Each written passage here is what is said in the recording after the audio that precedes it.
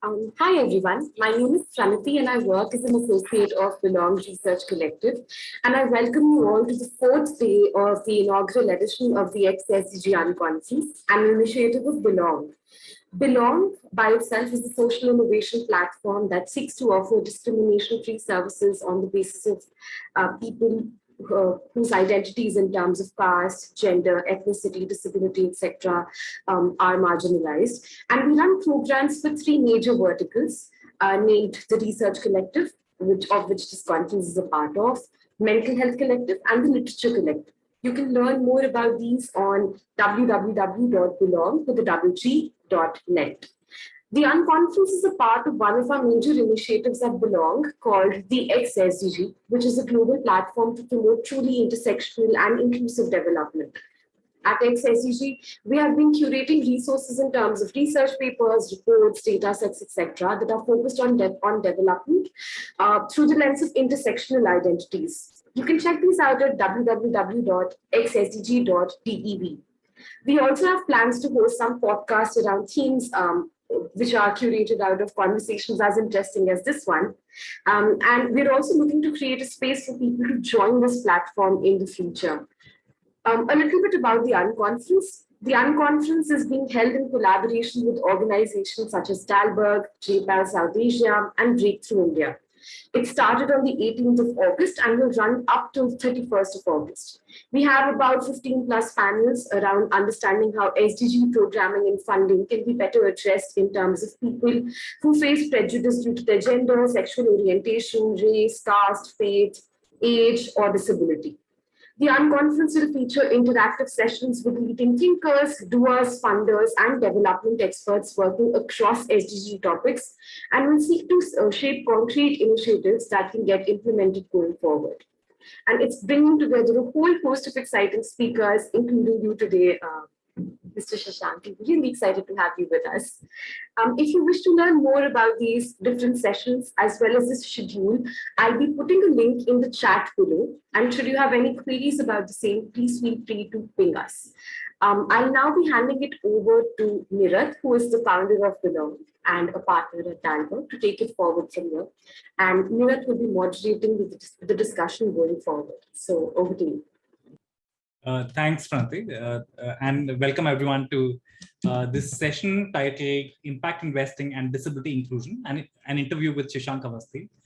I'm really excited to actually be chatting with Shashaank in this session because Shashaank is very unusual in the two hats that he wears. One, he's the India advisor at Grey Ghost Ventures, a leading impact investment firm globally, and also he's the co-founder of a social enterprise called v-shesh, which focuses on disability inclusion. And over the years, these two hats have led Shashaank to think about this problem of inclusion in very, very unique way. So I'm truly excited to speak with you, Shashaank, over the next hour or so. We'll cover a lot of ground, including Shashank's journey to these kinds of work, what he's learned during his journey, and also what he thinks about the way and the role of finance to drive inclusion of different kinds in these spaces, intersectional inclusion. So really excited to have you here, Shashaank. Welcome. I'll begin with formally introducing Shashaank, and then we have a bunch of questions that we'll get started with. Shashaank Awasthi is the India advisor to Grey Ghost Ventures, and also the co-founder of v-shesh that he's founded along with P. Rajshekharan. v-shesh assists people with disabilities by providing information, training, and assistance in accessing high-quality jobs. v-shesh's trainees work with some of the best employers in sectors like technology, business processing, financial services, and hospitality. v-shesh also provides design and execution-related services for products and services targeted at individuals from low-income communities. Shashaank is overall responsible for building a business that delivers both market-aligned returns and social impact in this space. At Grey Ghost, which is a pioneering impact investment firm, which has invested more than $125 million in innovative entrepreneurial ideas across the world, Shashaank looks at the India market and is responsible for the entire life cycle of investments both in the pre and the post investment stages. Shashaank is also on the board of directors of a couple of Indian subsidiaries of impact businesses, and also on the board of advisors of the British International School in Chennai. Previously, he had startup experience as the head of commercial banking at ABN AMRO Bank in India, and also led as a relationship manager for large clients at ABN AMRO and IDBI Bank. So really rich experience, Shashaank, and welcome again. So I want to begin by asking you about your journey and how you came to wear these two hats of being an impact investor and also the co-founder of v-shesh. Thank you, Nir. It's a pleasure to be here, and really appreciate your inviting me and having me over. I've particularly, in preparation for this session, I've organized for a little bit of background noise that you may hear every now and then. So please excuse for that, completely unexpected. So yeah, I have a pretty regular experience in some ways. I think in hindsight, I realized that was unusual at the number of times in whatever 12, 13 years before I became an impact investor and an impact entrepreneur that I was part of early stage situations. And most of them, I just found myself to be in that. That obviously, confused me into believing that I'm going to be good at being able to do this on my own, and then sort of had me step out of a career in a bank in ABN. And then, of course, as I stepped out, like you said, very unusual. But what you didn't mention is very, very lucky. I was very fortunate that as I was getting started with my career in impact, I happened to get along with two partners, Piraj Shekhar and Arun Gaur. Arun is the president and CEO of Grey Ghost. And I think it's this very unique combination of these two friends and my colleagues with whom I've been able to work in this strange combination for most, right? Just to be an entrepreneur at one end and then to be an investor. I've over the years been asked this question, how do you manage both?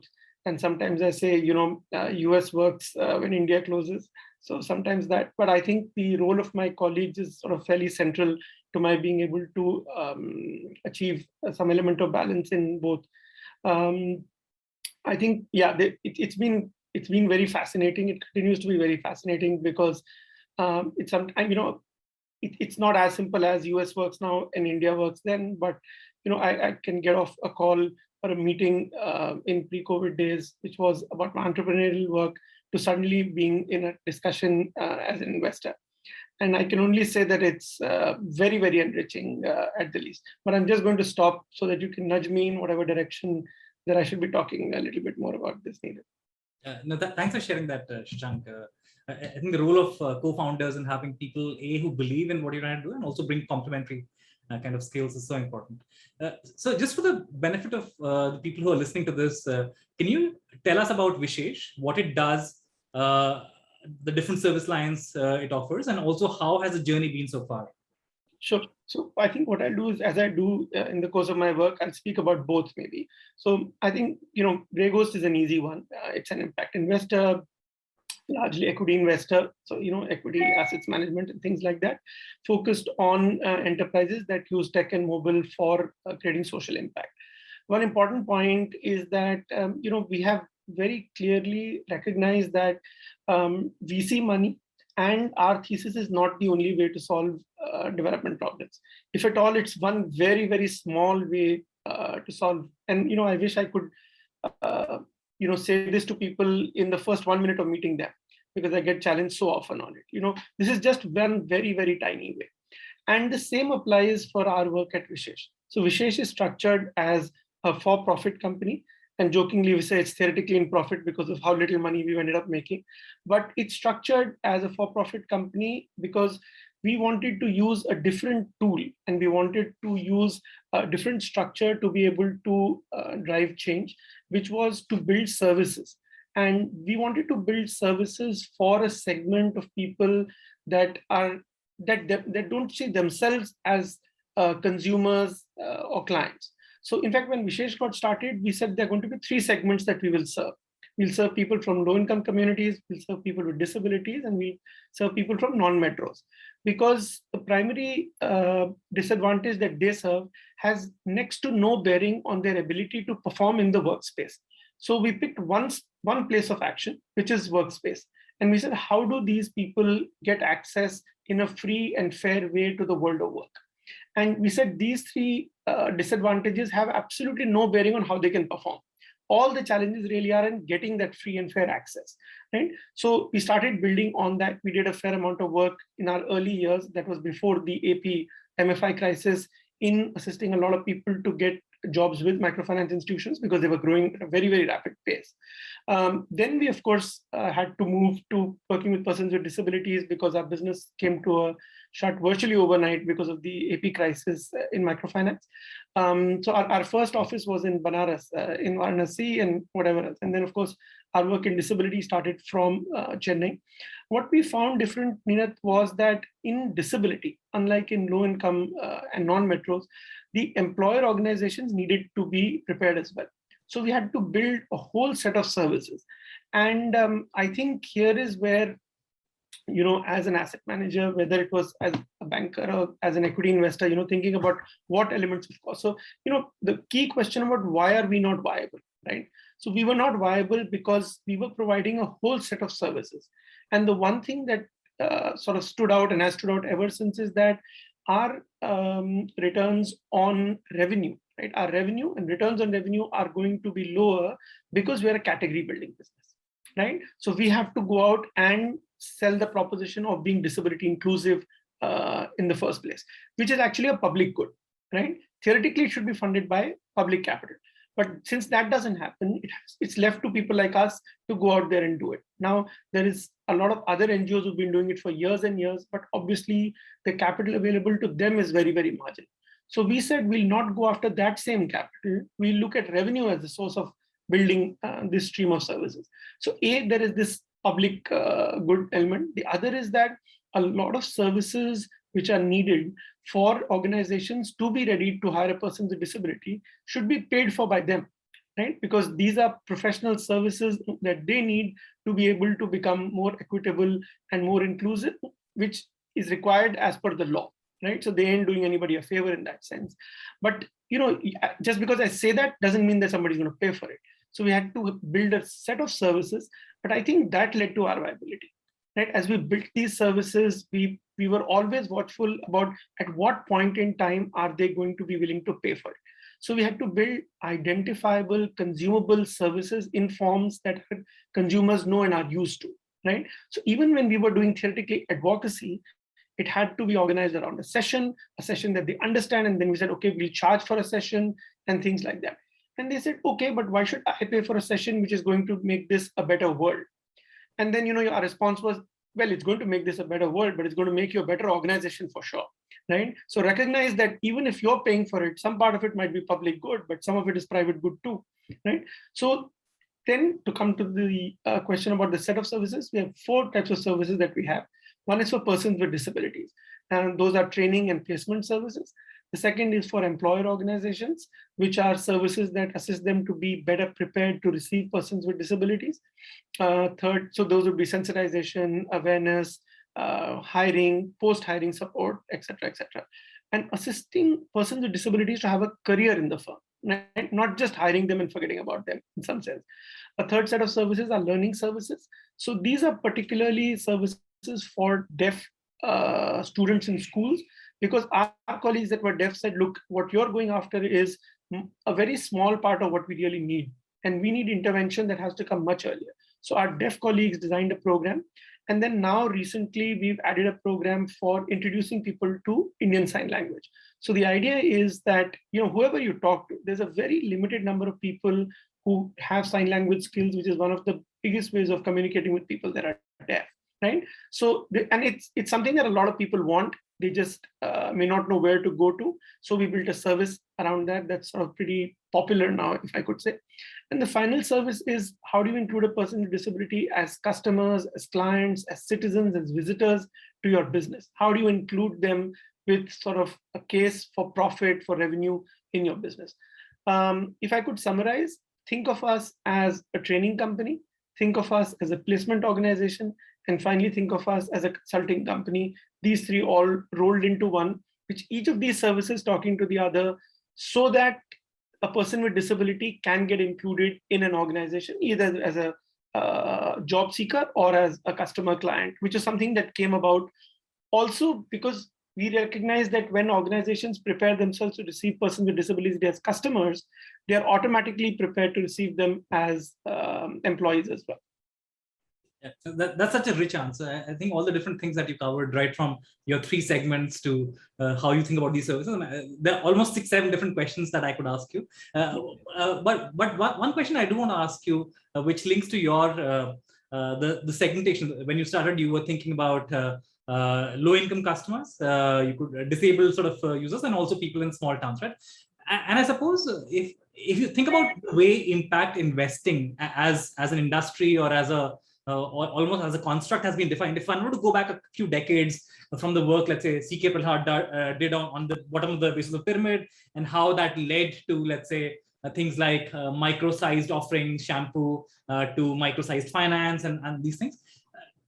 Do you think do you think it has been a double-edged sword? Because in one sense, that framing of essential services and products for low-income customers, it's really formalized this whole impact investing construct and industry. On the other hand, any definition excludes certain pieces, right? So by anchoring so much on low income, has the whole impact investing industry or even models, business models, have they excluded people who may not get covered purely by low-income kind of definitions?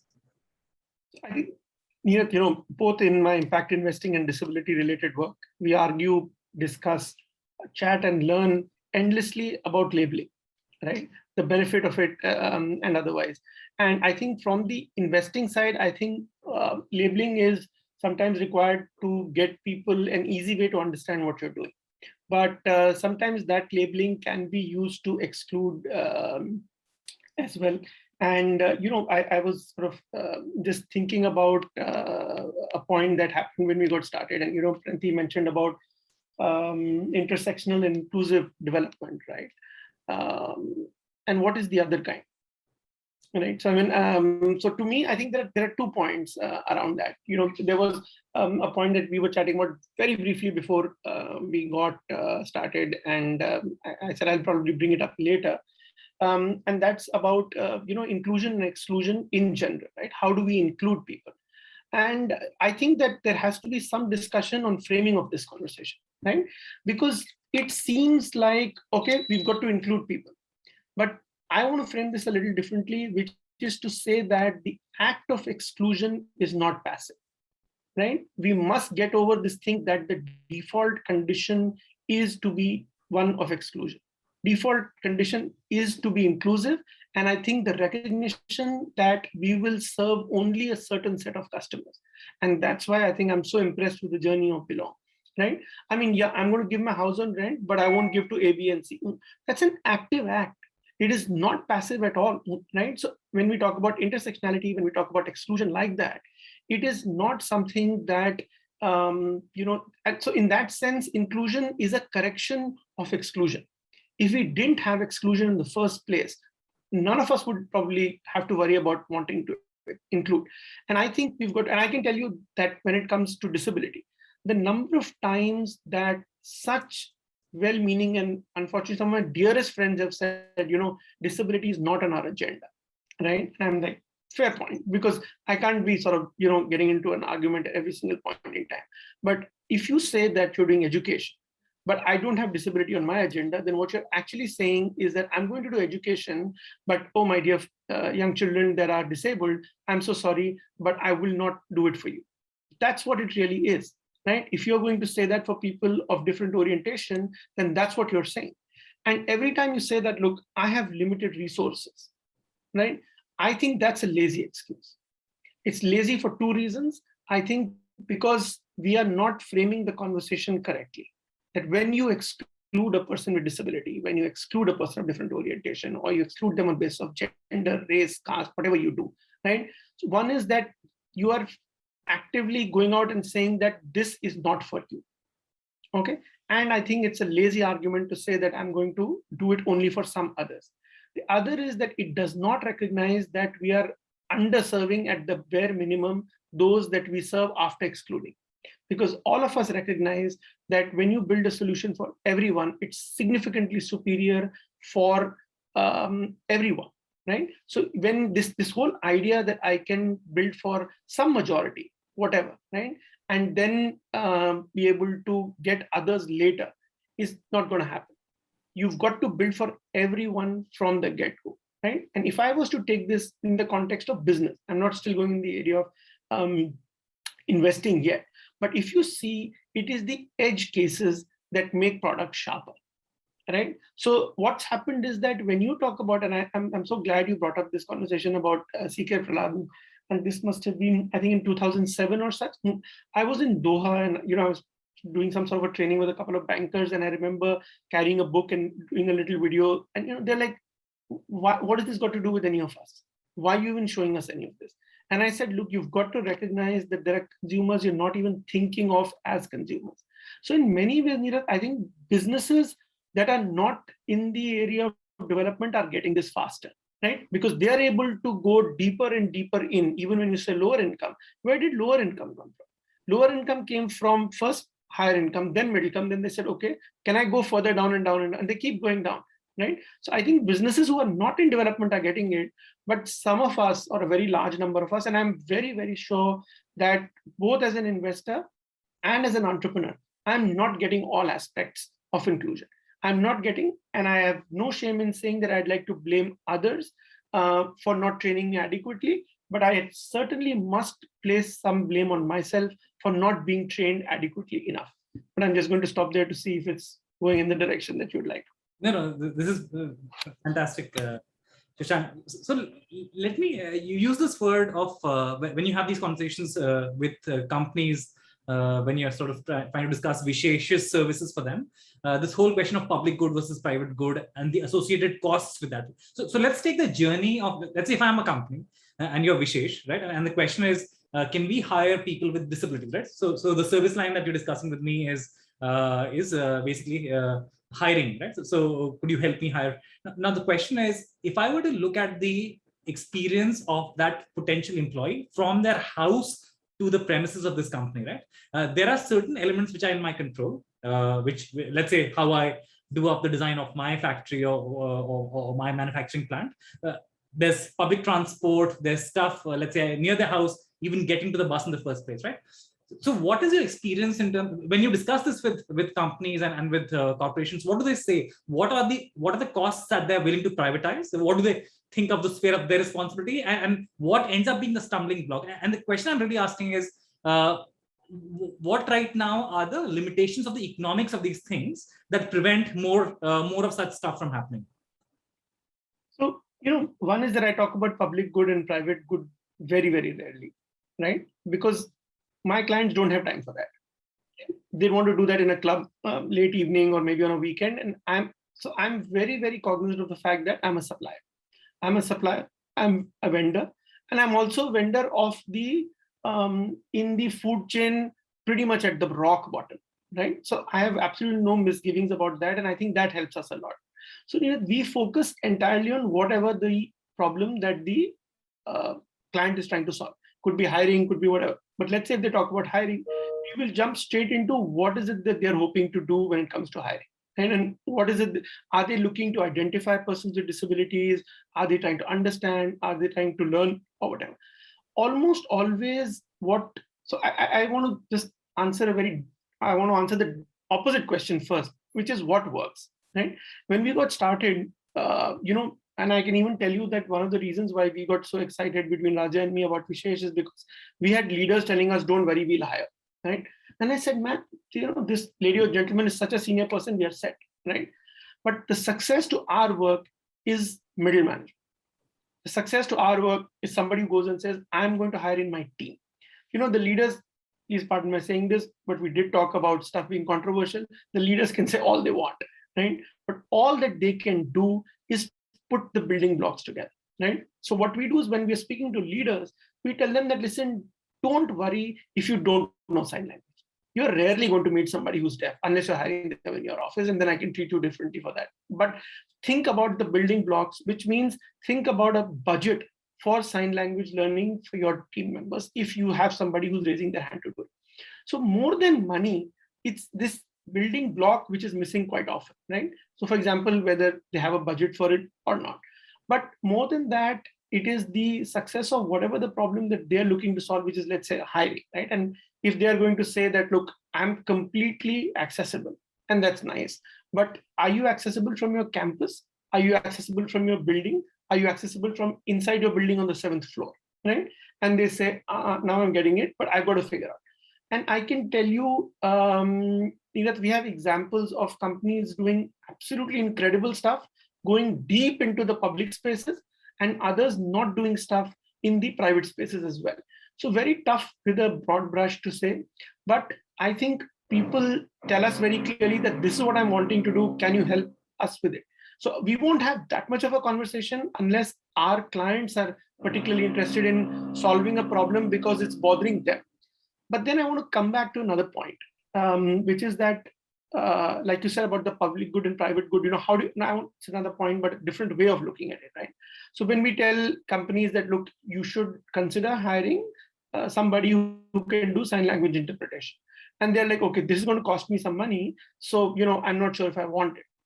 But then help me explain the billions of dollars that have been spent in this country for removing what is called as MTI, which is mother tongue influence, right? For all the call centers, right? They've like for 25, you have a 25-year-old history, if not more than maybe like 30 years now, right? That we've spent so many billions of dollars inside companies, and people have spent on removing their MTI or language related services.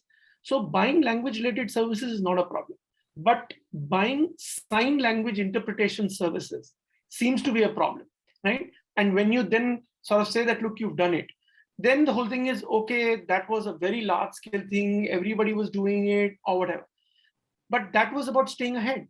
You wanted to stay ahead of Philippines, right? You wanted to stay ahead of Romania. You wanted to stay ahead of Eastern Europe. That's why you did it. As an inclusive organization, you want to stay ahead, and that's why you should consider doing it. And like with everything that's slightly not tomorrow, but a little short term to midterm, I think it takes some doing for people to recognize that.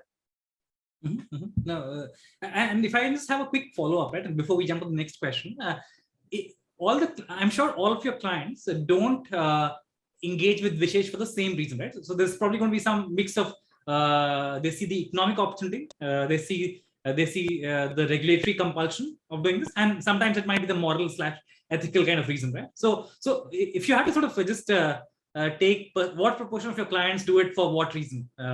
Very quick answer to that. Actually, the highest number of them do it because they're doing it in other parts of the world. I'm sorry? Because they're doing it in other parts of the world. Okay. So that's a very, very big driver, because a very large number of our clients are international companies. So they see this as being progressive. They see it either other parts of their own company doing it, or they see peers doing it. I would think that that's the number one reason that it really takes place. Okay, great. Now coming to the question of what is the state of the impact investing kind of environment for disability inclusion, right? If you were to wear your gray ghost hat and look at something like v-shesh, right, as a potential investment opportunity, what would be the questions you would ask, right? And so that's at the micro level. And what do you think are other impact investors doing right now? Are they actively, are they enough kind of social ventures of this sort? Are they evaluating these things? What do you think they are landing at as their final decision? So, is it overinvested? Is it underinvested right now in India? Yeah, it's zero invested, right? But I think therefore that's what makes my job very rich. I always say that I can throw stones at entrepreneurs when I'm with other investors, and I can throw stones at investors when I'm with entrepreneurs, right? And when I say it's zero invested, it's very easy to put the blame on the entrepreneur, right? On the investor, sorry, because it seems like they are not investing. And that is not that much, while it's an active act, right? They look at it and they say, well, not working for us. There are many reasons for it. And I've sort of, and I learned it with a lot of difficulty. And I think that's where the good part of both the hats is there, is that many times I'm waiting for the entrepreneur to just tell me that one thing, right? And that one thing is the scale of the opportunity, right? I can see it, but I've learned as an investor that, look, I can't say that this is the scale of the opportunity. The entrepreneur must see it. And what happens is the same would apply for v-shesh. So what happens is, let's say if you see and think about v-shesh, v-shesh is currently, let's say we've got 150 clients, whatever else, right? Now, and at any point in time, we'll have over 100 relationships or whatever number of relationships. So we have one channel to these 100 companies in the HR side, and all we supply is one teeny weeny product, right? That's all we do. But you can use that same channel. I mean, I'm empaneled, right? Like every other vendor is, and I could flow through so much through that channel. I mean, I'm not able to do gender today. I'm not able to do sexual orientation. I'm not able to do regular because I'm just too focused on this. So when I started, if I was an investor, I would have said, listen, show me that you can build the pipe. Now that I've built the pipe, I often see entrepreneurs not being able to recognize that my value is in the pipe, which is the access to this very large set of well-paying clients that I have. And I'm not able to take money off the table from them simply because I am a very tiny firm just doing this little bit because I'm sort of focused on my mission, right? So it's not as simple that I can put it at their feet and say, look, they're not doing it. I think there is the transition from, let's say, an inventor to being able to, to be able to tell the story about your business. And I don't want to get into the craft storytelling because I think that's ultra overrated, right? I mean, I've heard about this elevator pitch and all. Hey, I'm going to put my money. You think I really care about going up and down an elevator and all of that? I have to do far deeper due diligence. I'm going to be with you for the next 8 years, right? But are you able to see the size and scope? Are you able to recognize that my money is only for a certain kind of action, right? And I think that is really the element of misfit that exists. And I won't even say it's misfit. It's because at the end of the day, the impact investing industry is super tiny. It is still super tiny. I mean, I think 15 years ago, the fixed income guys were doing completely different scale to where we are today. So while we are glad that there are so many large scale participants, there's so much innovation happening on the investing side, I still think that the pool is simply inadequate, right? And when the pool is inadequate, as an investor, I should rightfully go, and I have a fiduciary responsibility to my investors to go and take that investment opportunity, which will deliver the highest possible return for the lesser amount of risk or a well-prepared market that I can. Does that somewhat answer? Yeah, no, it does. I think what you said is really important. I think one, how entrepreneurs frame the opportunity as a channel and really as a platform, right? And if they do it right, being intersectional actually can increase the pie, right? Because then there are different things you can layer on, like you said. That's a really, really important sort of thing you said. I do want to ask you. Sorry, go ahead. Yeah, no, I just wanted to say that, the intersectionality piece is somehow in my mind, and I could be, and I hope like hell I'm wrong, right? Is somehow positioned as additional complexity. But I really like the way that you said it isn't that, right? You have to do nothing and you're going to get more out of the pie, right? And I don't see that happening often enough because perhaps it's going to be difficult and things like that. But I must tell you about just a very, very few number of our clients who actually reward us by paying us more because we work in the area of disability. And if we were to do a woman candidate, they'd pay us more.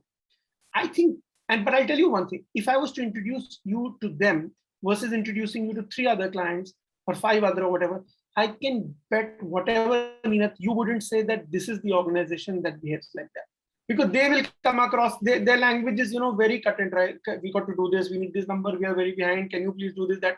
And they're not giving you any gyan, but they are really, in their minds, they've understood that that's what works. So, and then I have all these organizations that are talking so much, they have zero budget for their own selves. And that's sort of, it's not on their KPI, they have no budget for it, which are the operational tools for execution, right? So how can you have a different tool? But I think I'm getting distracted. So no, it's again, this is a great sort of point you're making. You're basically making how can entrepreneurs recognize signals, right? And reduce the search cost of finding a likely partner. And there'll be false positives, false negatives. I'm sure you encounter many organizations who talk very pretty, but when it comes down to it, they don't actually sign the contract. And right, and there might be other organizations who talk very cut and dry, like you said, but they actually do go ahead with it because they have a very clear business logic to it. So not falling for the spiel, but actually being able to recognize certain signals. I think that as an entrepreneurial key kind of strength is really, really important. I know we have limited time, and there are a couple of really important questions I do want to get to. So maybe we'll, in the interest of time, I don't want listeners to take away the impression that this thing only works in very formalized spaces, right? When you and I were chatting, you were describing how this actually also works very nicely in informal spaces. So do you want to just describe that that experience? Okay, but I'm going to give a very controversial statement for that. I think with formalizations come complications, right? And I know a lot of my other my friends in other parts of the world, they get aghast when I say that. And in inclusion, for example, particularly disability inclusion, and access related work is a precondition. But how much of that is a precondition is something that I learned from the informal sector, because I had the same thing that first you must have access and then you get inclusion or whatever. But I realized that even in places and environments where access was a challenge, you are able to deliver inclusion. And that's because we have one way of thinking about access. So I'll give you a very real example. It happened with us in Chennai. We did a project with Equitas, Annapurna and ESAF for disability inclusive microfinance, right? And I was just speaking to our friend John Alex in Equitas, and I think we were out together in Trustpuram or somewhere like that. And then he was showing me a branch, and this branch is on first floor, right?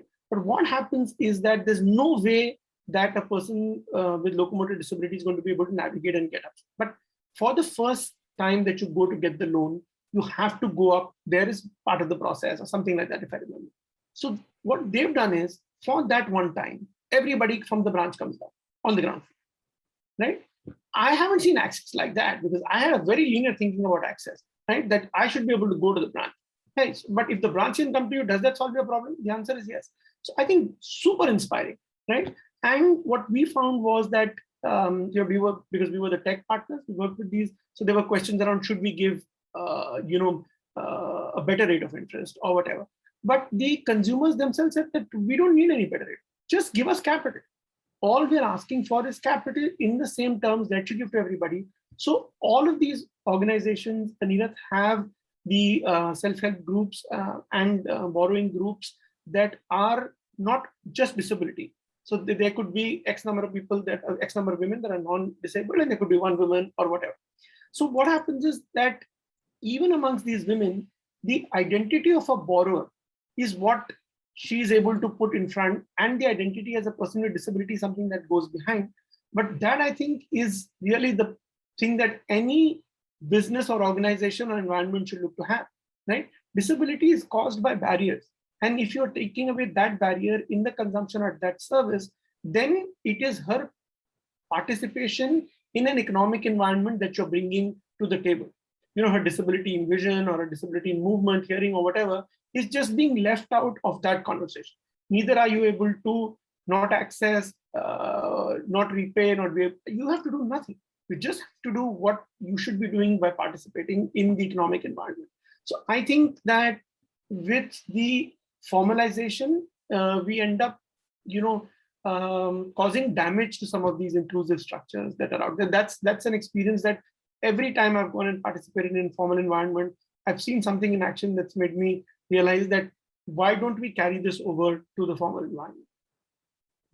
Thanks, thanks for sharing that example. Now, a couple of questions before we open it up to the audience.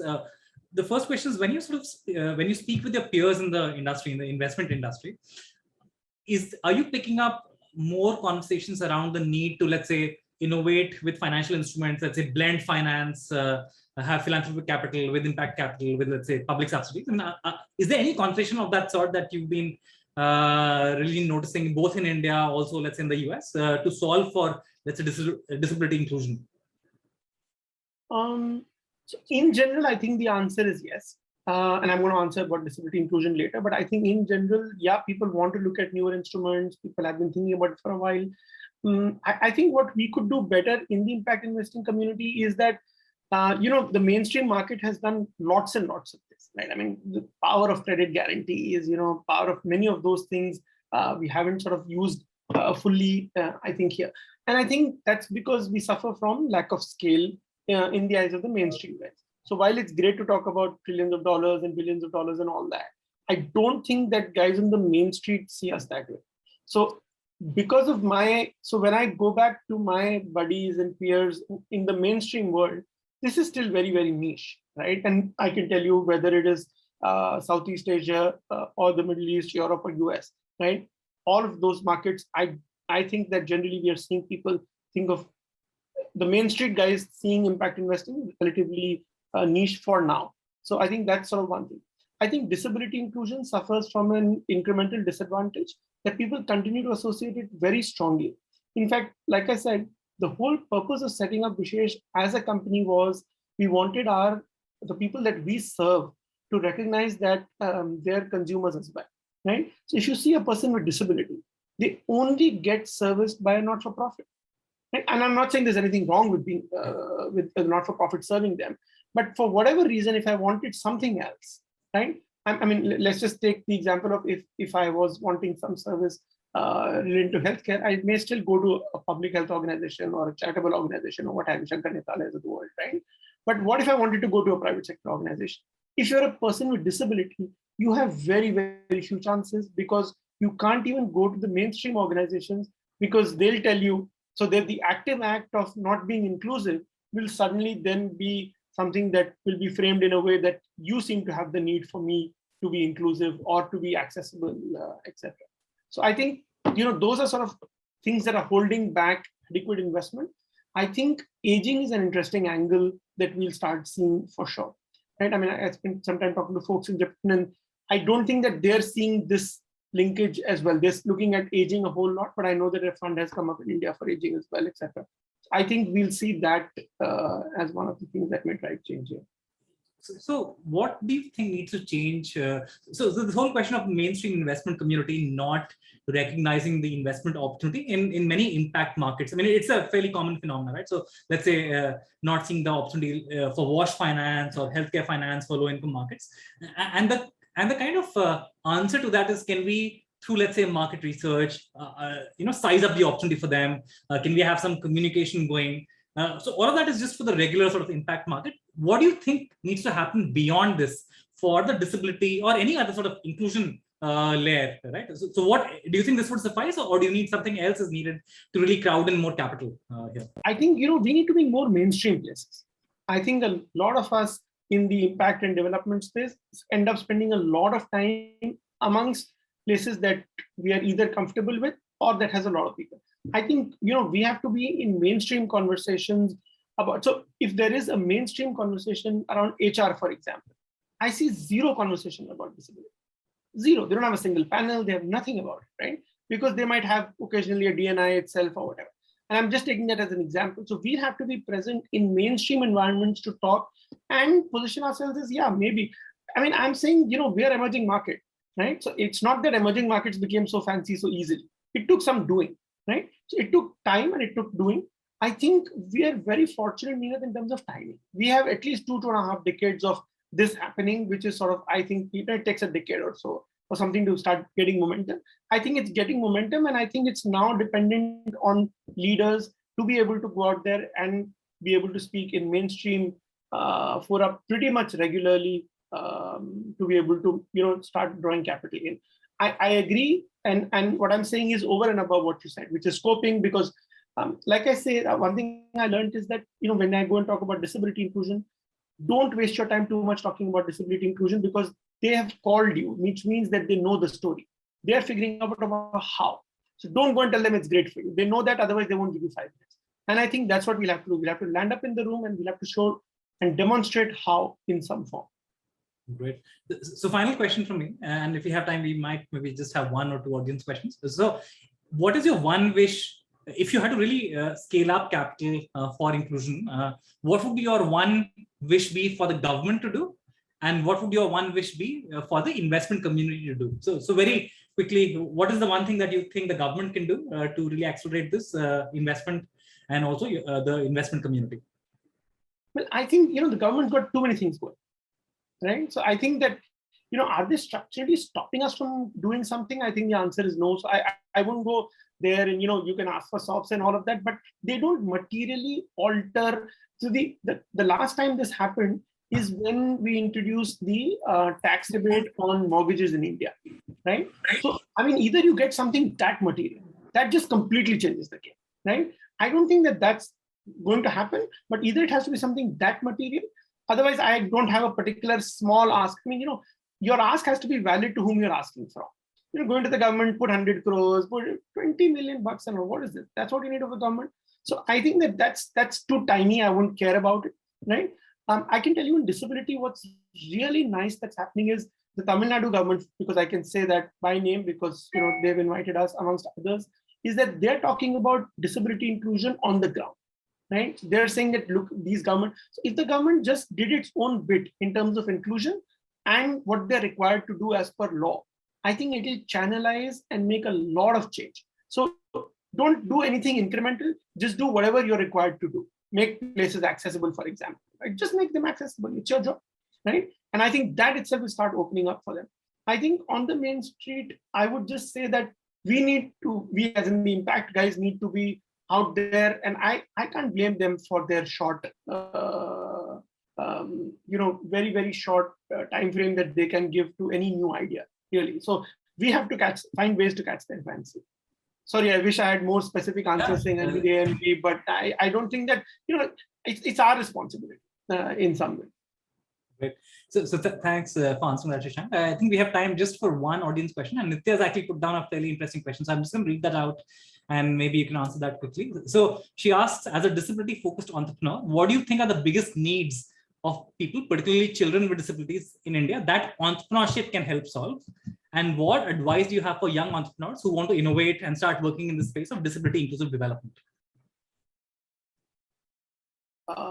Too many words for business, right? So I'd say, Nitya, just build, use a fancy term these days, build a hyper local business. And it's difficult because you won't get enough number of consumers in one place. It's going to be a challenge.